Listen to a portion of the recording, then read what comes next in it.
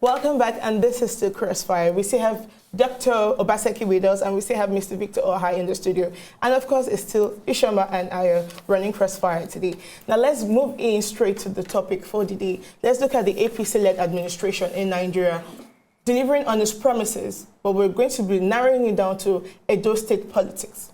Now, Dr. Obaseki, this question is for you. Now, it's a norm in the School of Politics across the world that a preceding government largely determines how well a succeeding government will fare, especially if they're from same political party. Yeah. Now, when we look at the APC-led government in Edo State, what's your opinion on how far they have fared? A success or a failure? I'll be very careful, okay, but I will not lie. Exactly, because you My need to tell Nigerians the truth. No, people lie on TV. No, TV we is need not, to there's tell nothing Nigerians sacrosanct. There's nothing sacrosanct about talking on TV. It's the truth. But my father told me something. You are lesser than the man you lie to. Very good. So, and I don't lie. I don't lie. Okay. I try as much as possible not to lie. Then secondly, to whom much is given, much is desired. Yes. If you take into consideration the state and the level of Edo State, as at the time Adams Aliyu Shomole came into office, and you look at Edo State today, then if you say there have not been any progress, then you have been economical with the truth. So based on that, you will see, it is easy to say that Governor Adams Aliyu Shomole has been a success. All right, now, however, that's very important. I just want you to, yes, just to highlight on the points you mentioned. I think it would be very good for our viewers if you mentioned, in terms of just a little bit of what you feel are his success areas. It's really easy to say. No. You see, I keep telling people that, any of the normal political banding will say he has roofed schools, schools are looking better, public schools. A lot of roads have been constructed in many rural areas. But all those things are also things people easily poke holes into. But I keep telling people, you say, maybe they kill the man when pound bad pounded yam. Waiting go happen to the man when not pound at all. So, but I want to say this clearly, that on the political space, that's why I'm running. I think Oshomole's biggest success has been in the space of the mind, because I believe a good leader should be a dealer in hope. So Shomole came with his one man, one vote. He came with the no man is God mantra, and that took Edo State to another level. But infrastructurally, I don't want to think that the second term of Comrade Adams Shomole, and I have very explicit reasons why, is as successful as his first term in office. And the reasons are obvious, and they are easy to take to the bank because they are reasons based on a thesis analysis. So I will not be one, I'm not going to play the huge political card so that Shomole thinks Pedro is a good boy. No, I won't do that. I think we could have done a lot better.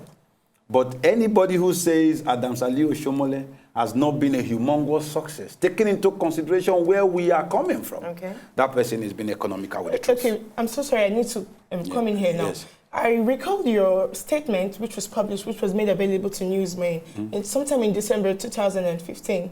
And I may just have to quickly read out this. Yes. Now, your statement, as reported in the newspaper, was that after due and serial consultations with my immediate family, associates, friends, colleagues, as well as traditional religious and civil leaders, I believe the time is nigh to make our voices emerge from the dark abysses of tainted mafia style of our dear Edo. No, that one I sing it everywhere. Tainted mafia style of our dear Edo. My hashtag is Edo, let's move, and the move is make our voices emerge from the tainted, dark past of voodoo politics.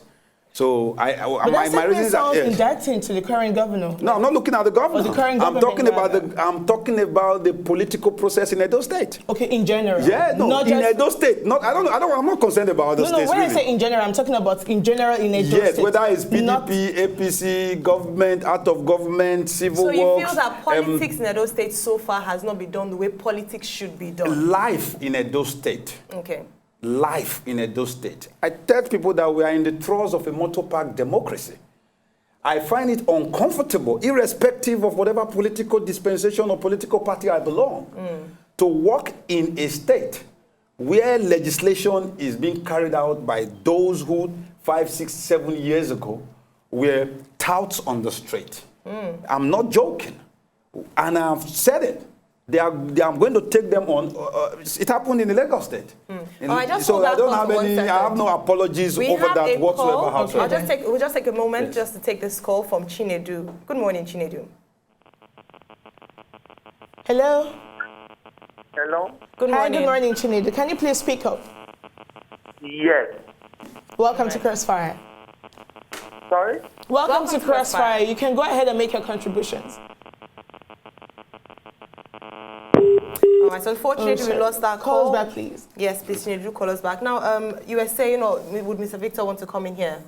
Respond. Do you think the current government in Edo State has fared well, like Dr. Obaseki said? And I want to use his words, voodoo politics. You might want to throw more light on that. I will. Voodoo politics in Edo State. Touts on the streets becoming leaders in political I call it motor park democracy. Motor park democracy. Yeah. Is there a problem with motor park democracy? Should we have a bottom-up approach to democracy in Nigeria, Edo State in particular? Is there anything wrong with the tout on the streets holding office? What is wrong with that? Do you agree with the sentiments or do you disagree? Okay. First of all, I just want to, although it contextualized, and that's also because of the background it's coming from, which put things in proper perspective, but the word humongous progress is something You want to contest? Yes. And the reason is, but that stands only because for 8 years we had no government in Edo State. Right. There was virtually That is no prior to Oshomole. Yes. So it made that, it became like day and night. So in that light, you might say, you might use the word, humongous would then almost sound right when you use light and darkness. All right, let's make that clear. That was the government of the PDP-led, well, PDP. It's not about party here. Well, I just wanted to clarify. No, it's not about clarification. It's not about party. It's not to do with party. I mean, the same people. No, I'm just stating it's nothing to do. No, nothing. It's not to do with that because the same people across board, those same individuals are now in other parties as well. Thank you. So it has to do. It's time we start looking at individuals, putting them under scrutiny. He could have been where he is now contesting. As far as I'm concerned, is a platform. Even ideologies are not things that they really hold on firm to, and you know, I think that is one major problem. You know? So we should start looking at individuals. While I may not agree with the political platform and all that, as an individual that I know, if he's contesting on his personal integrity and my knowledge of him, I would vote because I know that he would deliver. You understand what I'm saying? And that's how we should begin to scrutinize people now, not on the basis of party anymore, because the parties have failed. Well, isn't it a bit difficult to do that? Because at the end of the day, you have to. Because you have to align with the political party. Do you know how much influence the political party has on the candidates? So you might come as an individual. That's why we have independent It's not happening anymore. Let me give you an example. There's an ideological divide right now, or disconnect right now, between the president we have today and the party. Okay. Which is why I agree. Which is why, on the one hand, Lai Mohammed, we saw the president will say, I would rather this. And he says, the party will say, we're doing a national career. He said, my priority is not a national career. You talk about 5,000, I say, I would rather use the money. So you find that there's an ideological disconnect. That's true. You know? And so there's a discordance between what the so-called party is saying and what the president is saying. The president has been very consistent from what he was saying on the podium, you know, and obviously the people who are doing all the propaganda to win votes and all of that. You understand? Yes. So be that as it may, your question is about the issue of whether voodoo politics or touts on the streets becoming leaders in politics. The thing is, we're doing representational democracy. I mean, democracy is about if he has come to present himself, probably, and he's putting his money where his mouth, or his mouth where his money. His money where my money where my mouth. Excuse me, my English not good. But whatever, you understand? No, please let me land. I just started talking about this point. And so he decided, I can't sit on his sideline. I can't let the packed house, if that's what they call them, go in there and all that. A lot more people need to do that. You cannot vote for a man who does not stand. And if the only person who is bold enough to stand is a motor park tout, that's the choice that you have between two motor park touts. And so at the end of the day, that's what you get. Now, let me tell you what is happening. This is a trap of the intellectuals. When a man finishes, gets a first degree, maybe comes out of the first class, yes, he proceeds to do a master's and then a PhD, the next thing he's thinking about is an appointment. Yes. The motor park tout knows he may not get an appointment and that the only way he has to power is election. So you find that it's a psychological thing. My own problem and that's why you find for election, those who know that they don't have the other advantage, know that the only way they can get to power is through election. So by whatever means, they are the ones who are bold enough to go. The other guy is intellectual, he's lazy because his intellectual prowess and certificates now become like crutches. So they lean on that and say, oh boy, I get PhD, I get my CV, make us something. So they're busy doing that. The easy way. It's a psychological thing. But do you not think that it's because that these people who are the motor park touts, but before I ask that question, please make sure I ask the question. Okay, let's take David's call. Yes. Good morning, David. Hello, David. Good morning. Good morning. Good morning, David. I'm a brother, our father in the studio too. Yeah, what I'm trying to say is that I do not see most important thing that APC government have done. Like in economics, you can see that people are losing more. Like today in newspaper now, we heard that there are some microfinance, they lost almost 30 billion naira. And September last year, we heard that from stock exchange, they lost 1.92 trillion naira. Even though we have 10 trillion naira in 2 years to come, can they meet up with the money that people have lost? Now, Kano market dairy bond, Kaduna bond, there's a lot of fire outrage in Lagos, and there's no compensation to the people who lost this thing. And when we are talking about security, there is a lot of people who are marginalized in another area. Nobody is doing anything. They don't rent a house. They only move up and down, shit on the road, peace on the road, and this thing turn around, become a dust that many of us are hitting. And when you are talking about the health sectors, our hospital people are sick, even die at the point of the entrance of the hospital. Doctor has nothing to do about it. When you look about schools, the students have become cultists, and government are not sensitive to all these things.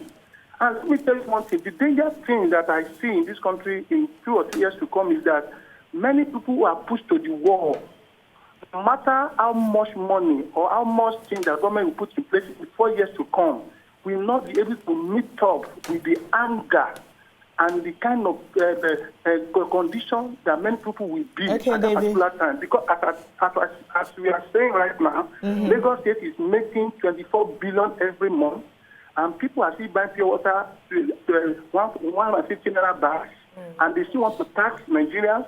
And according to the petroleum system, federal government are making nothing less than 17 naira from every 1 liter. Thank you very much, David. We can definitely feel, you're taking the economy and Nigeria, actually tearing it in bits and bringing out all the issues. And obviously, when you have to think about these problems, it's very, very, very strong and dire, and a lot of people are quite concerned. Yeah, and we also have Jonathan calling us from Kaduna State. Good morning, Jonathan. Good morning, Jonathan. Hello, Jonathan. Hello. All right, Jonathan. Okay, sorry, we lost her. Can you please call us back? You might want to call us back. Remember, our phone lines are scrolling on your TV screen. Please do call us to join in the conversation. We still have with us in the studio Dr. Pedro Obaseki and Mr. Victor OKHAI, and we have been speaking on APC-led government promises fulfilled or not fulfilled. You're looking at Edo State gubernatorial elections in not very long and looking September at the 10th, framework. to be precise. September 10th to be precise. Yeah, September and we're 10th. looking at that The this day morning before with our September 11th. distinguished A day before September. All right, back into it. I was asking you a question when Victor was speaking. You were making a point, and I asked you about the grassroots. In terms of the local touts, you mentioned, the degrees and the qualifications of the educated being crutches for them, and thereby them not feeling the need to make that effort to hold political office. However, do you not think that for the motor-park touts, because they have grassroots support, No. Let me come in quickly. I think you are taking.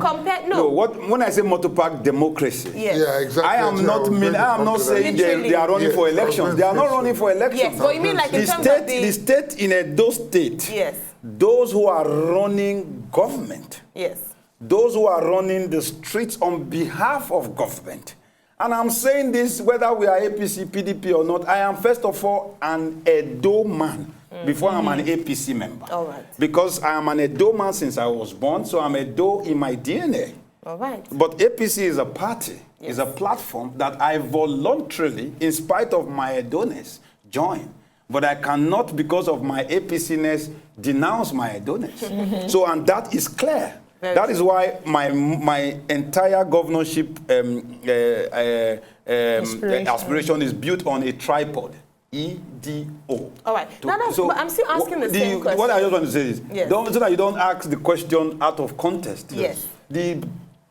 The motor-park democracy, I mean, is actually derogatory. Not that they are the ones in government, not that they are the ones in the House of Assembly. Speaking metaphorically, I'm saying talking about towns. What I'm saying is that the style of government, we have it in Lagos State, we have even in some states in the Southwest, not just in those states. The reason I'm saying that is these people the reason why such practices thrive is because the evil tribes where good men don't get involved. But don't you think it's because the government also like it? Well, let's take Lucky from Lekki before we continue on that. Hello, Lucky. Yeah, good morning. Good morning and welcome to Crossfire. Yeah, I heard what Dr. Obaseki said. The man has been right so far. Okay. Since the inception of this democracy rule, we've had other parties who have been governors of the Edo State over a long period of time. And if you have been fortunate to go to Edo State, as at that time I'm talking about, you will know Edo State is a mess at that time. And nobody could hold anybody, nobody could probe anybody. But if Adam Oshomole has been there for 8 years and he has been able to do what I witnessed for myself and what so many Edo people witnessed, as an Edo-lite, I believe the man has really tried. We are really not talking about party, as he rightly mentioned in the first place, but the individual person. He sworn and promised to do what he will do, and he did his best. You understand? So sometimes we have to move away from the party and look at that very person. How much do we know about this person? Okay. How much can we trust this person with Edo State as a state? The people of Edo State have to think about that. Okay, Lucky. Thank you so much. Thank you so much, Lucky. We have Favor holding on from Ikorodu. Hello, Favor. Hello, Favor. Good morning, Favor. Okay, sorry we lost that. Okay, now, I need to ask Dr. Obaseki this because of our time. Now, Dr. Obaseki, now, we know that the APC primaries will be taking place come tomorrow. Well, not tomorrow, well, April. In June. Okay, well, okay, June. we move to June. Okay, Yes. we know the APC primaries will be taken on in June. Now, we've seen some of the candidates who will be contending, who are in the running for, the APC ticket as the official flag bearer of the APC come the 2016 gubernatorial elections in Edo State. Now, the deputy governor is also in the running. You are also in the running. Right. Now, why do you think, or what makes you most special, most favorite of all the other candidates? Why should you emerge as the 2016 gubernatorial flag bearer for the APC? No. May I first crack joke? Okay. Ishoma, look me well. Please, I know this. Mr. No, Victor, look let me look him well. No, I look cannot me see. well. No, look me well. No, look at me. I wish I could turn around in the studio. On a very serious note, Okay. I'm passionate about my state. I want to change my state. And I'm not saying change because APC, they say change. Okay. Edo State needs to change. But for Edo State to change, Edo State must change its state of mind. State of mind. That you're talking about the motor park democracy style. Everybody. No, please, don't play on that word. Don't play on it. That one is just... No, because I'm talking very seriously now. I'm not talking for TV, and I'm not talking to be voted for. I'm talking so that the average Edo man realizes that if we don't change for real in its entirety, we are going to be saddled with cosmetic exchange. A mere shuttling and reshuffling of those who have taken us this far, thus far. Same of same. Like they say when they are comparing Arsenal, they keep saying that you do the same thing the same way and you expect a different result.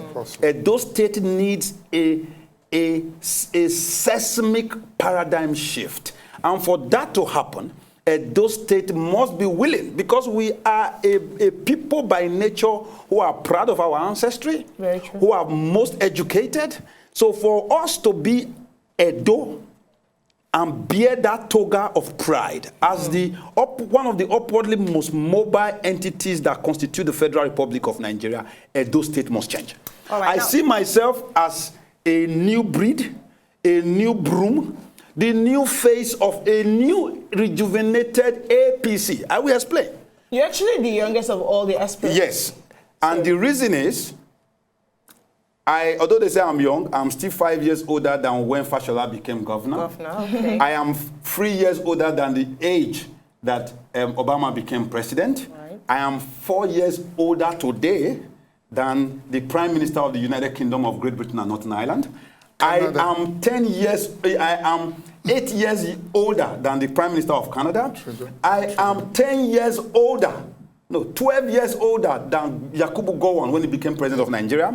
I am 10 years older than Moitla Mohamed Mohammed. The youths of today must wake up and smell the coffee. That yesterday is gone, and we must dump the entire political machinery, arithmetic in the dung heap of yesterday. Thank you very much. And that is why I'm here. I'm not begging the old ones. I'm galvanizing the youth to empower Edo State, develop my state, and create unrivaled opportunities for our children and create an enabling environment for business to thrive. And I call on all the other aspirants to take me on, mano a mano. This is the dawn, and I'm saying it in public television.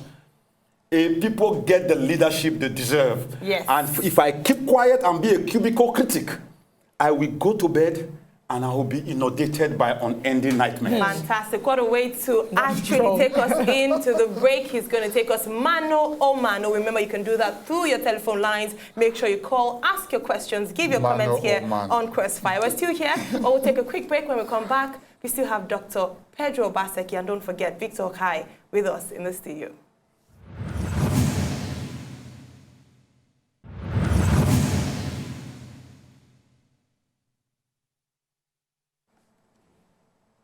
Now, he has self-described as the brain, and Mr. Victor OKHAI as the consciousness. We still have with us in the studio on CROSSFIRE, Dr. Pedro Obaseki, gubernatorial candidate for the Edo elections, as well as Victor OKHAI, who is a political analyst. You're welcome back. This is CROSSFIRE here on Wazobia Max, and we continue to talk about politics, Edo State in particular, and looking at the APC government in focus. Now, we're looking at security, we're looking to touch on other issues. The IDP camps, very important, because of course, when we talk about security, we look at those who have been affected by insecurity in Nigeria. Some of those are the displaced people at the moment. We know that Edo State houses an IDP camp, and only recently it trended that there were some religious lines that were being crossed in terms of provision of services to those in the IDP camps. In Nigeria, it's nothing new for us to have religious missionaries, both Christian and Muslim, and so perhaps traditional worshippers provide succor, because for them, many of the tenets of faith provides for generosity, for meeting the needs of the poor.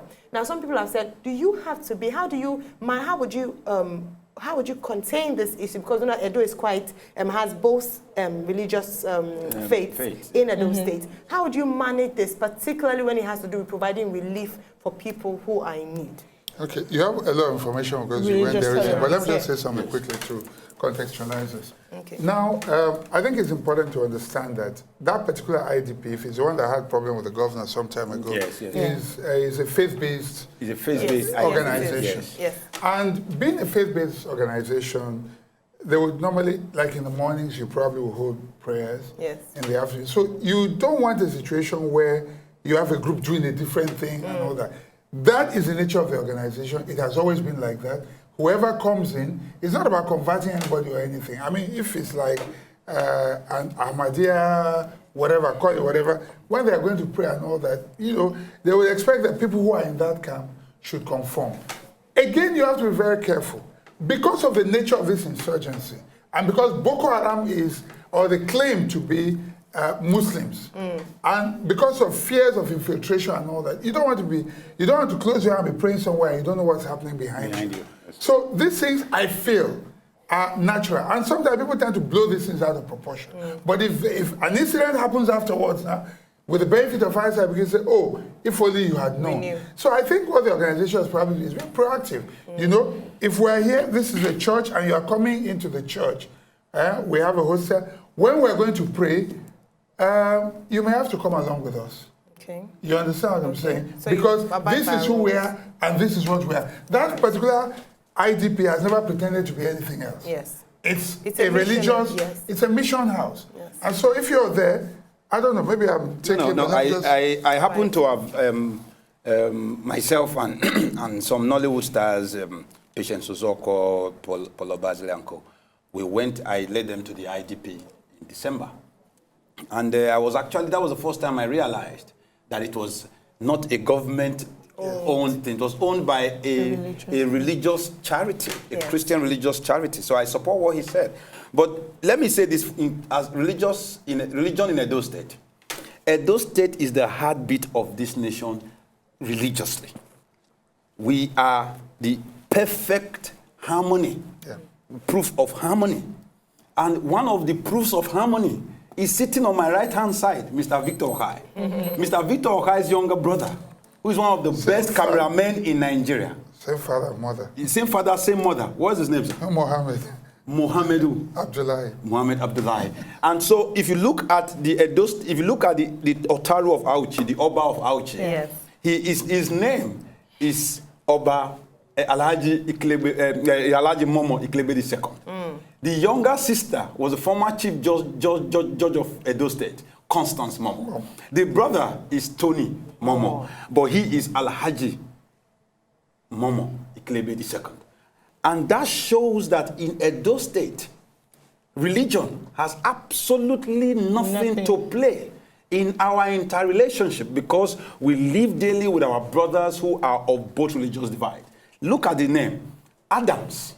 The next name, Aliu, Oshomole. So we don't have any religious problem, howsoever, whatsoever, whensoever in Edo State.